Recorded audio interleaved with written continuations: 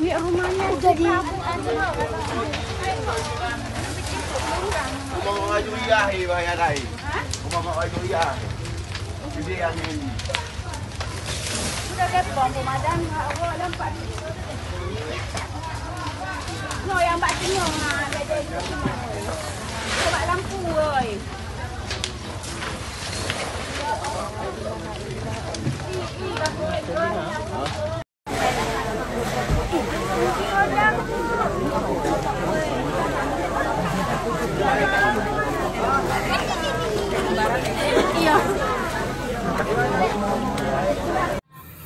Terjadi kebakaran di Nagan Raya, Kecamatan Darul Makmur, Kabupaten Nagan Raya, Kampung Pantan Bayu.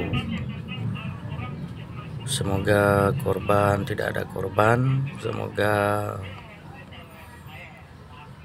diberikan oleh Allah kesabaran.